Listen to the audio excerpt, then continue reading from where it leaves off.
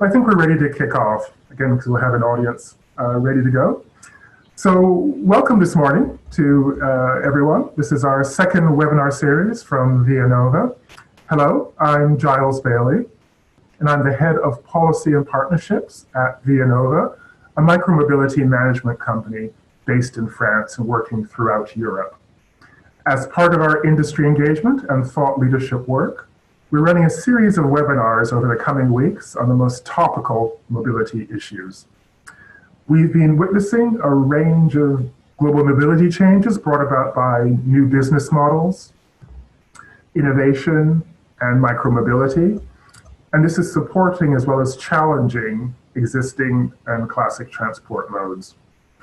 As well as we now have the unprecedented turmoil brought about by the ongoing COVID crisis in cities around the world.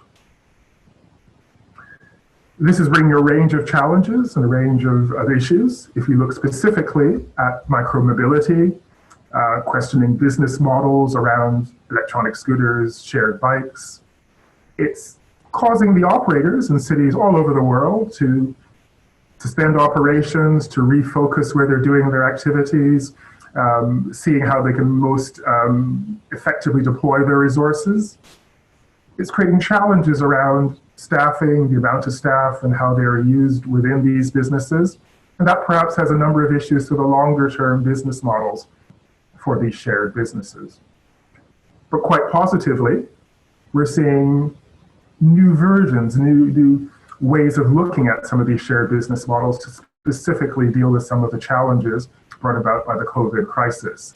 And whether that's for key workers or deliveries or other ways of bringing innovation to the shared micromobility market. But this is broader and looks across the entire public transport industry in terms of what's going on. The business models, the future of public transport is under threat and challenge.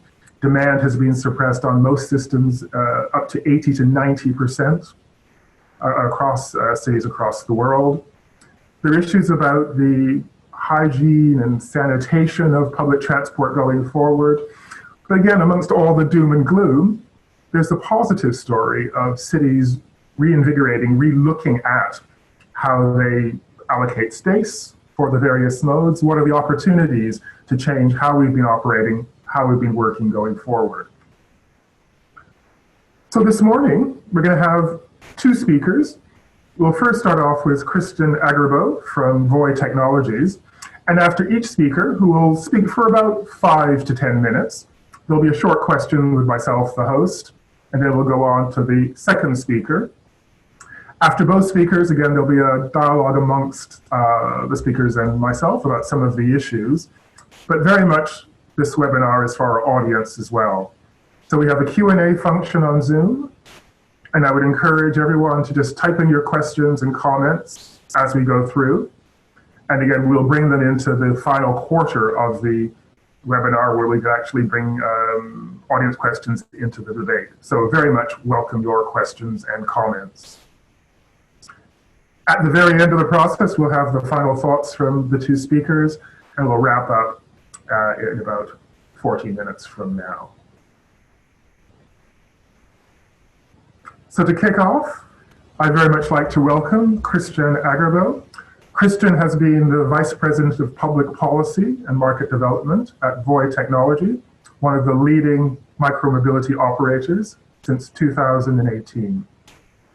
He's based in Copenhagen, Denmark, and previously worked for Uber for 2 years in public policy, across public policy. And before that, he lectured at Copenhagen University and worked as a section head in the Danish Business Authority. Over to you, Christian. Thanks so much, Giles. And hello, everyone. It's great to be here.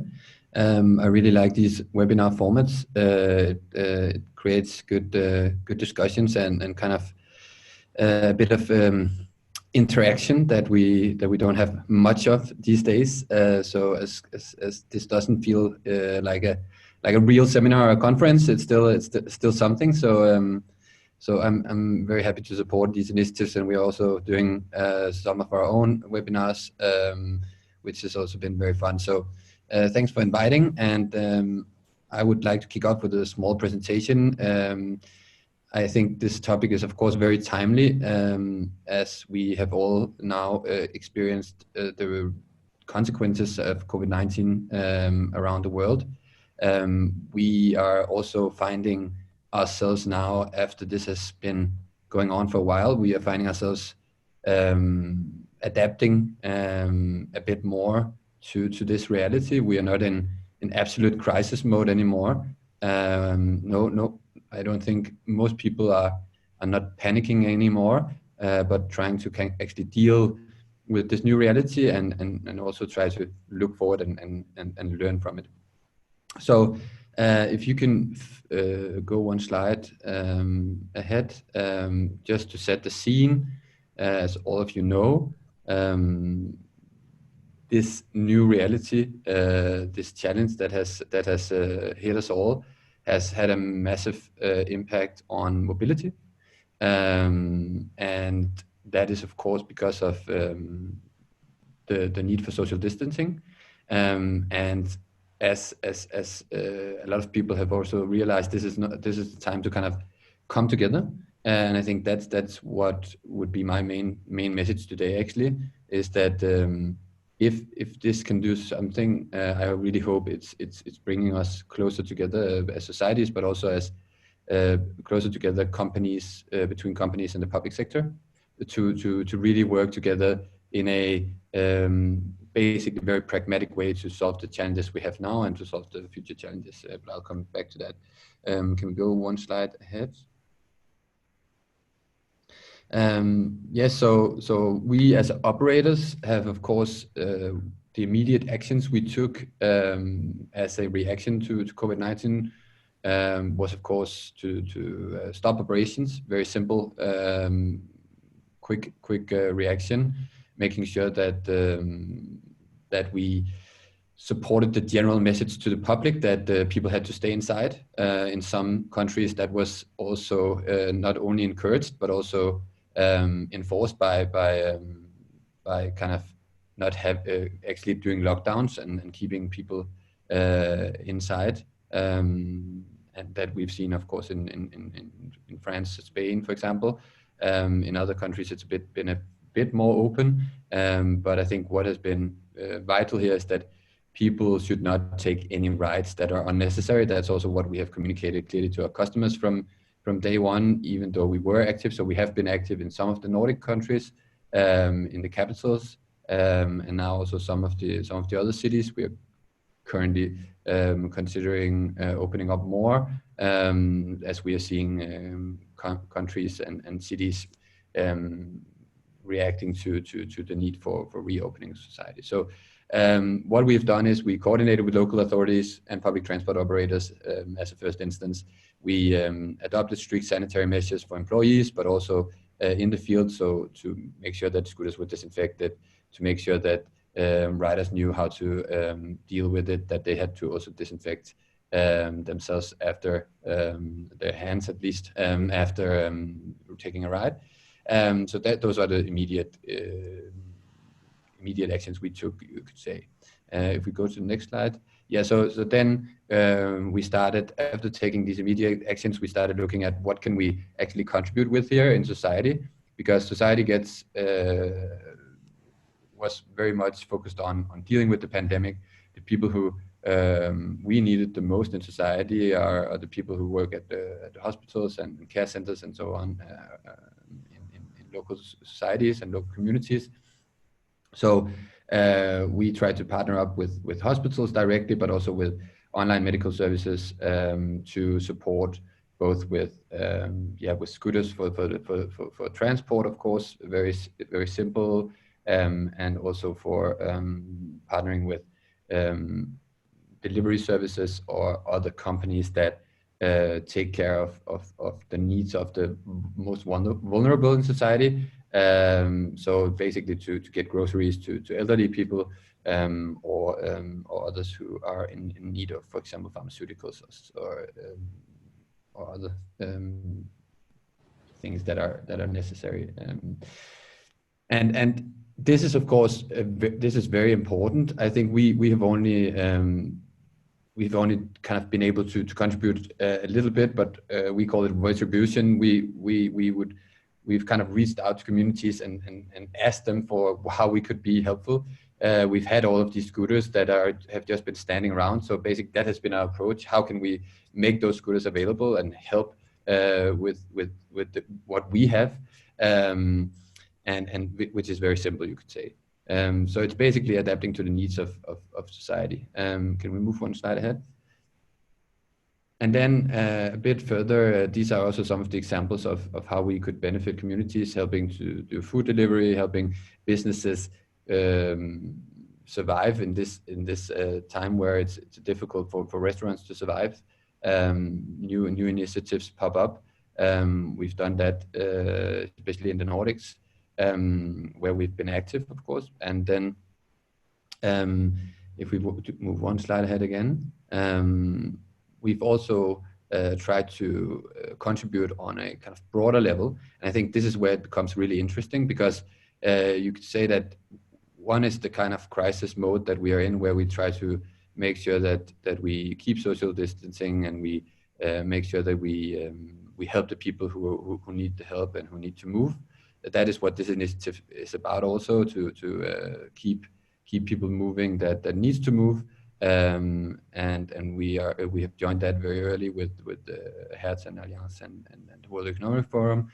This is an interesting initiative, but I think it's only one thing. It's only part of the bigger picture. I think what we are also seeing is a kind of a bigger realization that as transport operators, we all need to be more open towards each other. We all need to be more open in the sense of sharing our services, sharing our data, but also just cooperating on making sure that people can move in any way they feel the need to.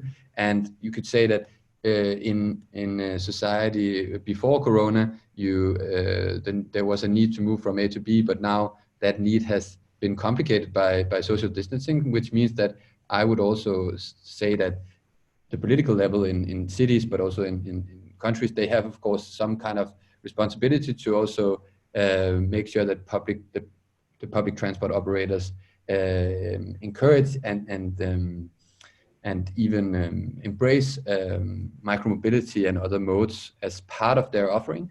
And I think we are very open to cooperate. We're very open to integrating with public transport in a way that can meet the needs of the cities. And I think that would conclude my talk here. And then I'll leave it to Koen, and I hope we can have a common discussion afterwards as well. Excellent, and thank you very much, Christian. Before we move to Koen, just two relatively quick questions. Perhaps you could talk a little bit more about your current relationship with cities and how you may see that changing or evolving as we head into the post-lockdown world. And the other comment might be a little bit, you operate across a range of different cities in Europe, but can you tell us a little bit more about what you've experienced perhaps in various regions of Europe, North versus Central, in terms of the reaction of the market in the COVID crisis? So our approach to cities has, from the beginning, been very, very clear. We want to be very transparent on how we think we should contribute to society. We think that we are an extension of public transport, so to speak. We think that we should be integrated into public transport and into society, and that can only happen through clear regulations and through very tight partnerships with public transport operators and cities.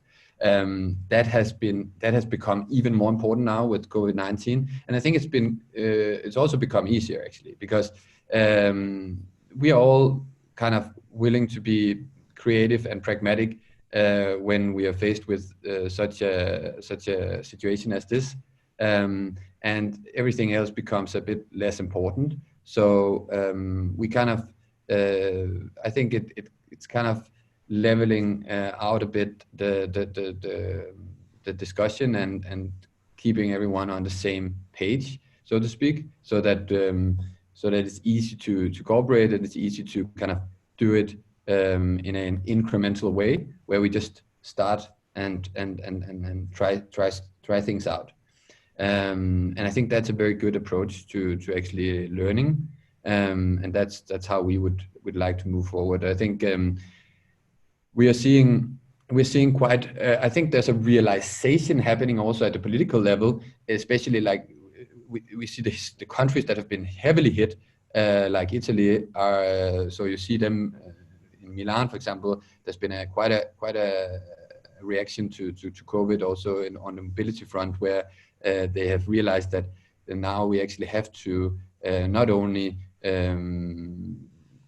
cater to the needs of social distancing, but we also have to realize that the external threats that can impact society are real and should be dealt with now. And there I'm of course thinking about climate change and the impact that has on all of our lives. And I think it's also kind of quite evident for people that as pollution has gone down quite drastically in cities over this period, people are also seeing that cities can actually become more livable, and it might not be as hard as we once imagined. So I hope that realization will also sink in with more cities. And I think there's probably or there could be a tendency. I'm not sure it's across the. You could say that it's a rule, but there could be a tendency that societies that are really hit hard by this, they also restart more, right? That's at least what we've seen in Italy. And we're just waiting for Kuhn to technically join us. He's sitting in the background. So I'll just ask one other question to Christian. Looking forward, particularly around the issues of sanitation and social distancing in terms of all transport, but shared transport and public transport more generally. Perhaps you could give us your thoughts about how the micromobility industry needs to react to some of these challenges and issues. And before that, again, we have a few questions coming in already, but again, please, audience, post your questions on Q&A and we'll get them into the debate as we go forward. But Christian, back to the comment about social isolation and hygiene on the transport system. So directly on hygiene, I think we are of course reacting to that, as I said, very with kind of with initiatives that are easy to implement. So, for example, disinfection of the scooters, both when we relocate them, but also when we of course collect and charge and put them in the streets, when we change batteries on them and so on. So there we implement hygienic procedures, you could say there. We also communicate in the app to the user that they have to only travel if they need to, and that they should keep sanitized and so on. I think that's the first step. You could say if we let's say we work with some public transport operators on dealing with this with the longer term effects of COVID-19, which social distancing will probably be something that we need to observe for at least half a year more. And I think it will probably be something that is people will be doing even though they don't know it in the future as well. So I think it's evident that public transport has to deal with and offer to their customers a way of doing that. So in peak periods, people mightn't want to stand in the metro in the same way if they've done it before. So they might need some alternative, and that's where we come in as at least as we see it. So one initiative that I can mention is where I sit in Copenhagen, Denmark. The public transport operator here is sharing their data online to allow citizens to and customers to see when the trains are most filled up, and that allows us to tap into that and say, okay, when the trains are most used in peak hours and at peak stations, you could say, we can contribute with our offering. And I think that as we do so and as we become closer with public transport, We have deep integrations with public transport digitally in some cities already, like with the SBB in Switzerland, and as we do that more and more, and also integrate with the parking at stations and so on, I think we will see public transport also putting requirements on us as operators, as micromobility operators, to have a higher level of hygiene, you could say, or to be able to prove that we have the procedures in place that allow for safe traveling, because they then have to guarantee to some extent that their customers can get the same kind of hygienic travel option as they want to offer in their own vehicles, right? Excellent, Christian. We have Koen ready to go, and again, the questions are coming in. I'll bring back the questions later on, so keep them coming. In a few more minutes, we'll use those across both panelists. So I'd like to welcome Koen Kennis. Can you hear us? Actually, I think you're on mute at the moment. If you just want to unmute your microphone. Yes, Excellent. So, thank you. I'll just briefly introduce you, and then over to you with the slides. So, Koen Kennis, he is the Vice Mayor of the City of Antwerp, in charge of mobility, and the President of the Transport Region of Antwerp. Koen was originally an industrial engineer, and he's worked in several roles, including asset management. He's been active in politics since 1995, and in 2009 became the Chief of Staff to the Deputy Prime Minister of Flanders. He's an elected member of Antwerp Council and has since 2012 been leading policy on finance, mobility, tourism, decentralization, and the self-employed. Koen is also an active cyclist. Welcome, Koen. I'll just move to your slides. So, hello, good morning. I'm very pleased to join this meeting. First of all, I would say it would be much nicer when we met in real life, but thank God for technology so we can exchange our thoughts. The coronavirus can limit perhaps our freedom of movement, but it will not limit our creativity and our freedom of talking to each other, thanks to technology. And I think that's a very important thing to know, and to know that technology can help us in a lot of things to improve the world and to improve our communities. Antwerp is a pocket-sized metropole. We have a very large one, the second largest port in Europe. We have the first largest petrochemical cluster in Europe, the second largest in the world. So we have a lot of mobility. And what Christian told also in his explanation is what is a very strange thing to see now is that mobility completely collapsed. In fact, when we see in Antwerp, we see the figures, we see that mobility has gone down with 70%. Now it's going up slowly back to 50%, but still it's much, much less than in the past. I hope it will change again, because what we also see, of course, is how important mobility is for us as people, but also for our economy. We saw it in the past also when there were economic problems. You see that mobility is going down.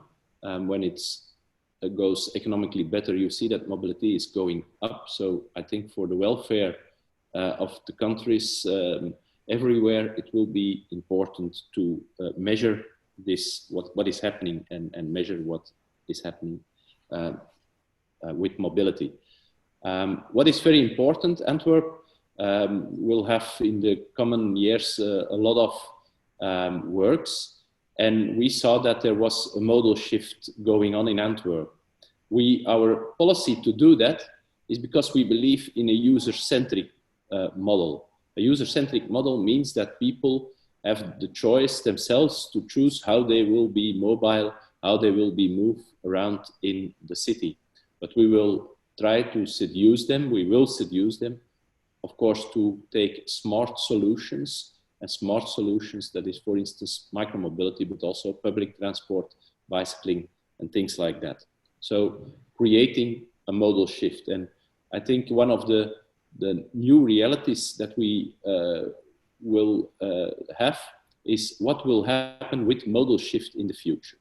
What will happen with modal shift also at this moment, or what is happening? We asked when the crisis started and the lockdowns were going up, we asked the micromobility suppliers to keep it going on, because also in these times you need, of course, the solutions, the smart solutions, so that the modal shift stays what it is, at least, and not goes in the wrong direction back to the own car. So we asked very strongly to public transport, to shared systems for taxis and things like that.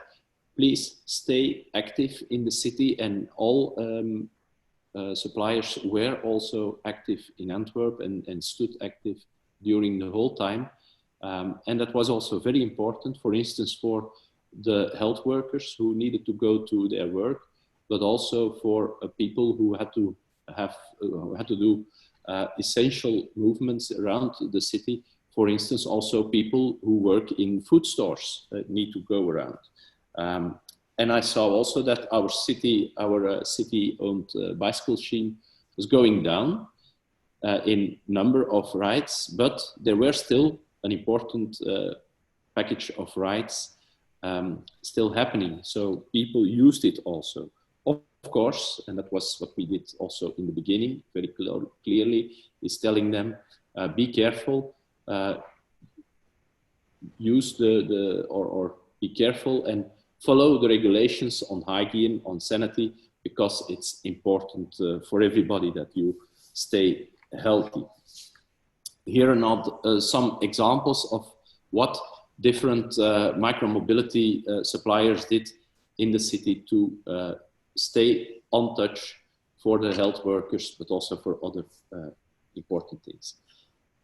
After that, or at this moment, the question is asked, what will be the post-corona challenges for mobility? And I think it's very difficult to say, because I think nobody of us already knows what is the situation post-corona. What will be the context where we're working in? Personally, I believe that within a year or two, people will go back to old habits. And hopefully we will do that also, because that means that there will be a vaccine, that we can stay healthy again. Of course, there is a threat that new things come, but we don't know what will be the way they come, and what will then be the risk. Do we have to stay also 1.5 meter separate, yes or no? It will be something new, so we will have to experience again what will be the necessity of sanitary regulation on that moment. But I'm sure some things will change, and what is very important for us in the city is that we keep our modal shift, at least we keep our modal shift, but perhaps we can improve the modal shift. We very strongly believe that it's also, like Christian also told, it's a combination of the transport modes that you will use.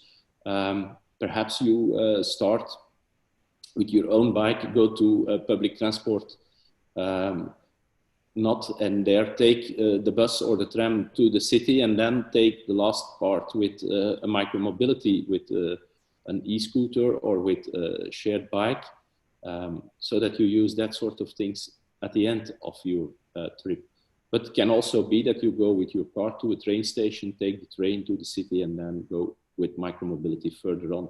So this sort of things has to stay in place and has to be very easy, convenient for people to use. And perhaps there is the challenge that we have now, is to improve our technology, to make it as convenient as possible for people to have that sort of combined trips also in the future, and even better than it was before the crisis.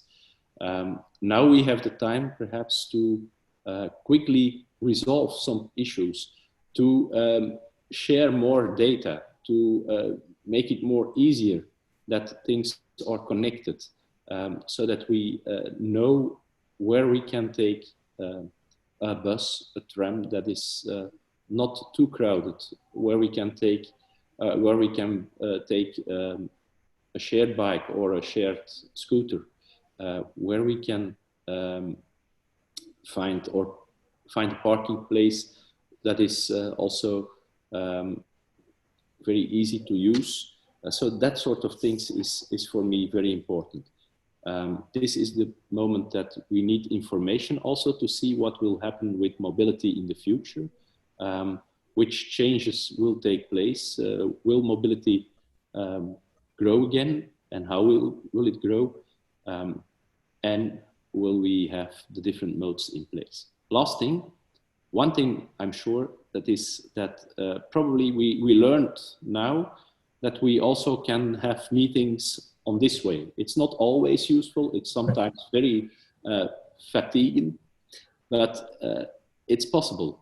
We learned that we can work at home, and probably that will be the biggest mobility change, is that we will have a more, perhaps a little bit less mobility, because I expect people want to come together at a certain moment, surely, but less mobility, but also more spread mobility. For instance, first you have a meeting on Zoom before you go to work, and then you go to work, for instance, at 10 o'clock or 11 o'clock, in the less denser, the less crowdier periods of traveling.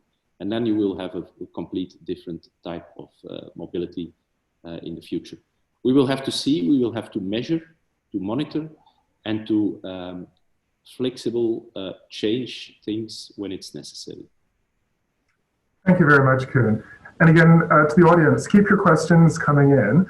I have a few questions for Koen, but there have been a series of questions actually for both panelists around public and private business models. And almost as a result of the crisis, making us all think much harder, do we have the right balance, basically, between what the private sector is doing in micromobility, new mobility, the role of the cities, the city authorities, and do we need to adjust that balance more fundamentally coming out of this crisis? And perhaps if Koen, if you start off first, but Kristen then jump in as well. I think we have the right balance. I hope we don't go to a system where one public transport operator goes to do everything. It would be better when there are different suppliers delivering transport service to the people, that they operate things like we do it with cabs, for instance, like we do it with today in Antwerp with the e-scooters. What we do in Antwerp is we license it, and we make sure that as a city that we don't have too much, but also that we don't have too less. And that's a very difficult thing to balance, that type of things. How many people use micromobility, and when more and more people use micromobility, how can I let it grow in my city, but not starting with, and that was what we saw on a certain moment, starting with too much micromobility, too much shared bikes, and then you don't get the public behind it. So you have to make sure that it's something that grows in a city, and you have to manage that as a city, I believe. But you have to make space free for companies. Also, they have to know that they have to innovate, that they have to renew their business, because it's going very fast. And I don't think that a public company always can follow that type of change. So I believe very strongly that we have to have a good combination. And on a certain moment, For instance, now we try to broaden our shared bike systems to the whole region of Antwerp.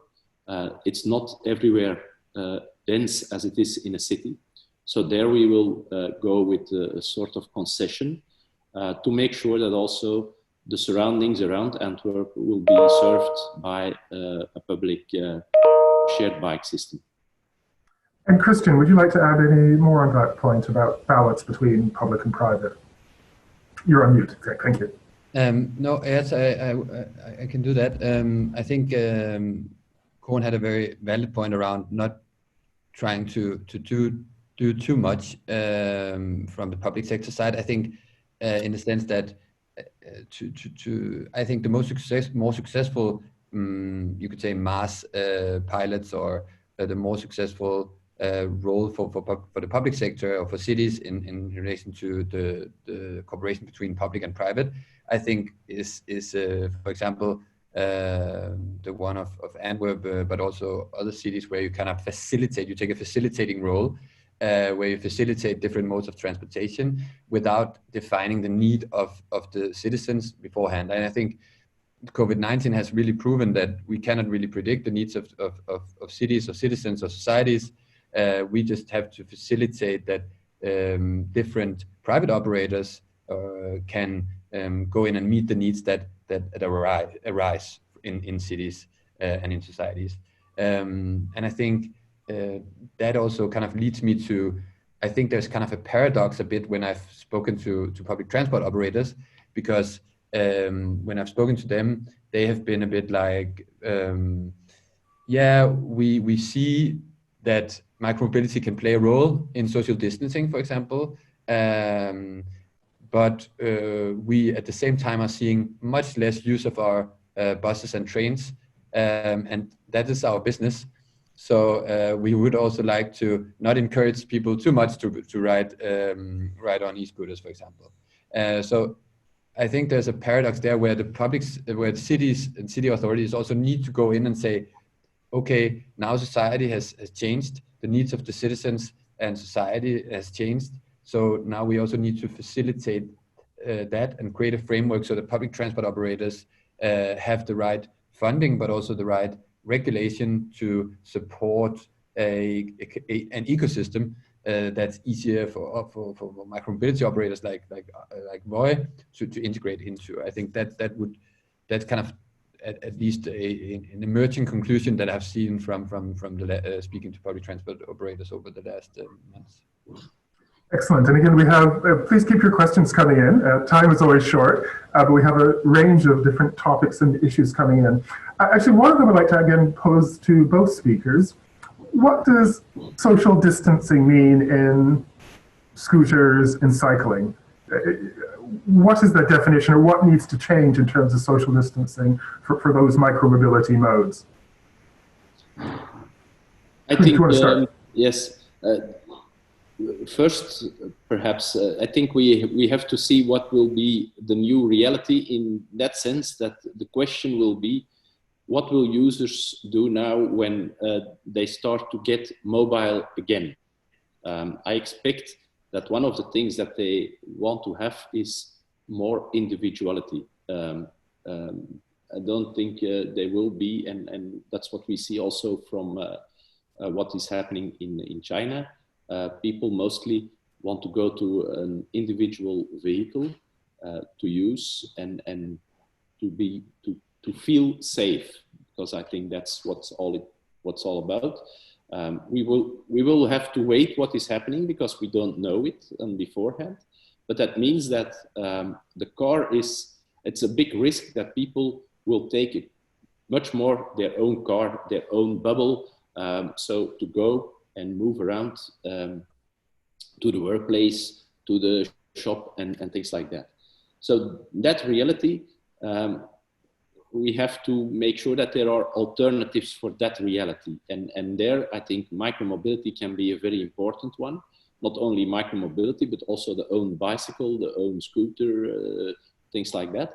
But also micromobility, because not everybody has a bicycle. It's not always as handy when you go by bicycle and you have to go back by bicycle. So the possibility of having that shared mobility is very important. What will be important there? Probably people will have to think about, and there is a big individual responsibility.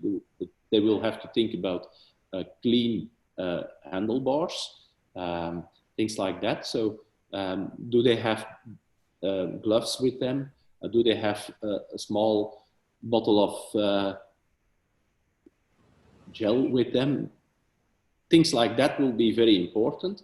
And the second thing is how it will go on the streets. Do you need the distance of 1 or 1.5 meters every time when you pass a bicycle, when you cross a bicycle? So that will be probably important, and we will have to rely on the responsibility of the user. The user will be responsible to choose how he goes from point A to point B, but will also be responsible to do it on a safe way, on a way that is also to hygiene, to sanity, very safe. And we can't do anything for them or everything for them.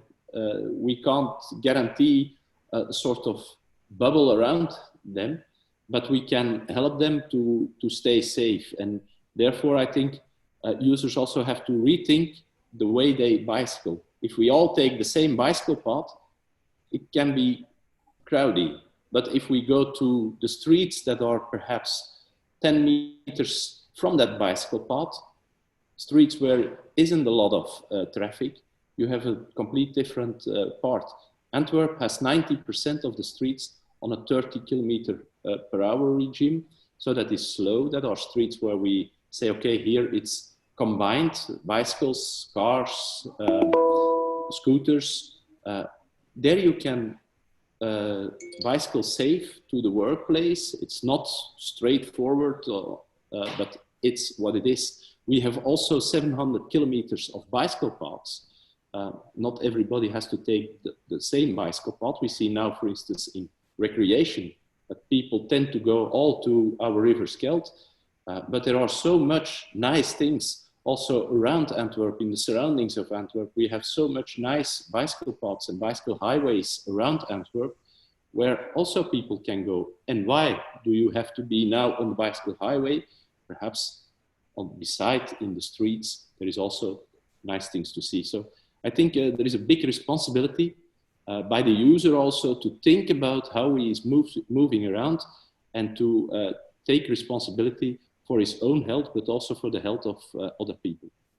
Excellent, and thank you. And we're just at actually 45. So I'm going to ask the speakers if Christian, if you could talk about this issue of social isolation in micromobility, but actually probably wrap that into your closing thoughts as well, and then I'll pass back to Koen.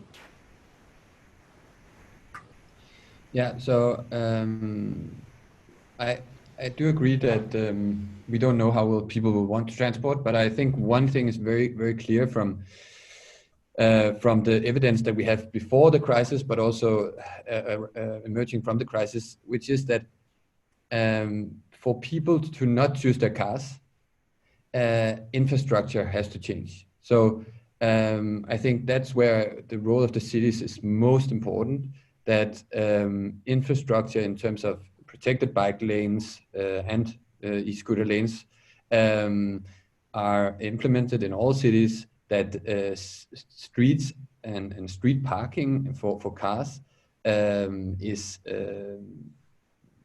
decreased. I know it's not always a politically easy decision to make. It can be very, very unpopular to get rid of parking spots. I know that, but it is necessary. And I think if you want to put on the one side, if you put, I would say that's part of the solution is on the one side, put requirements on public transport operators to make sure that they make an offering to the citizens and to their customers that is in line with the needs of society, which is also social distancing, but which is also sustainable transportation as a whole. And we can actually prove now as an e-scooter industry that we are quite sustainable because we have LTA impact analysis of our model that shows how much CO2 we emit and so on. So we have to prove so that public transport operators have requirements on the one side, on the other side that they can actually live up to that. So living up to that and offering that to the citizens also involves the city creating more infrastructure. And I think that's kind of how I would close off, because I think we cannot move towards a sustainable future in cities or move towards a future where we can create a sustainable mode of transport that allows for social distancing without improving the infrastructure. Excellent, thank you. And any final thoughts, Koen? Again, we're running short of time, but any final thoughts before we wrap up? Very short, perhaps first. I don't believe that throwing out cars is the solution. I find it very harsh. And probably with throwing out cars, you also throw out some people who need really the car. And when you see now in streets, a lot of cars are parked, so parking spaces, taking away parking spaces is not a good solution now, because you will get a lot of issues on that moment.